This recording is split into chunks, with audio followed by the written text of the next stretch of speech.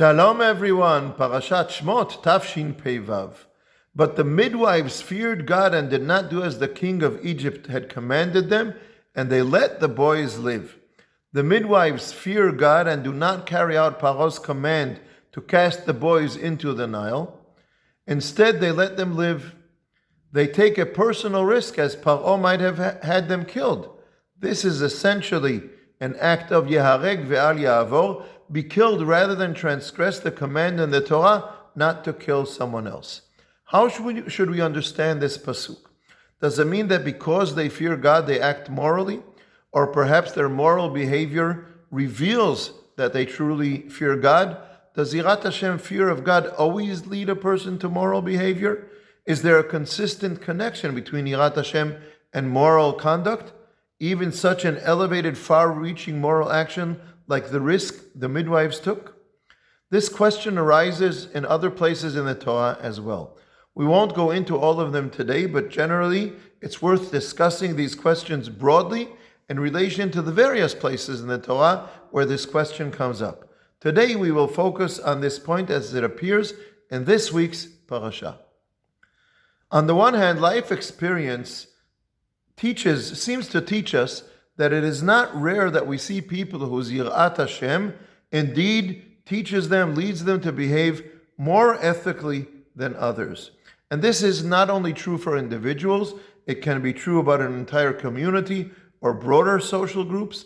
It is not rare that their faith and fear of God cause them to act with a higher moral standard than what is common in society.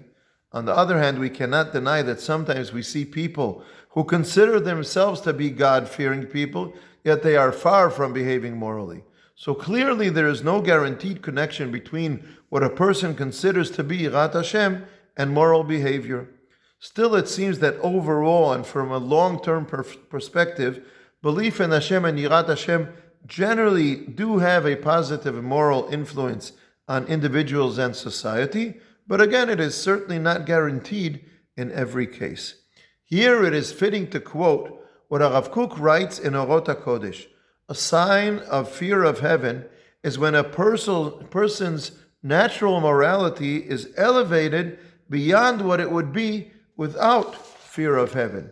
And the Rav Kook adds, if fear of God causes a person to weaken their moral sensitivity, such fear, says the Rav Kook, is an improper form of fear of God.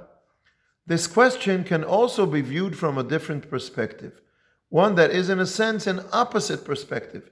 Midrashim and many commentators assume that when the Torah says the Hebrew midwives, we're talking about women from Am Yisrael, but some commentators suggest that the phrase means the midwives of the Hebrews, suggesting that these are Egyptian women helping the women of Am Yisrael when they give birth. If so, what is the meaning of the pasuk with which we began? The midwives feared God and did not do as the king of Egypt commanded them. They let the babies live. They took an enormous personal risk in doing so. They certainly did not have belief in one God as we understand it. So what then is the meaning of the pasuk that we quoted, that the midwives feared God? Here it is fitting to quote Nechama Leibovich, who wrote the following: one who withstands such a test and is willing to die rather than kill others, we know that there is God in their heart, a true God. If these were Egyptian midwives helping the Hebrews, they may not have identified their inner strength as something that we would call faith in God or fear of heaven. But the fact that they acted this way shows that there was true fear of God in their hearts. One commentator even suggests that they eventually converted and became part of Am Yisrael. And take note, in this week's parasha, we meet Paro's daughter, the one who saves Moshe and gives life to Moshe. And in the book of Chronicles, Divrei Hayamim, we read that she left Egypt with Am Yisrael. So we see that sometimes within a person's soul there is true fear of God, and that very quality brings them to true belief and to the Torah of Hashem. What does all of this mean to us? Our responsibility is first and foremost to make sure that our fear of heaven is deep and not fake. And one of the signs of true fear of heaven is that it pushes us to act morally even on a higher moral level, an ever greater moral excellence. Shabbat Shalom.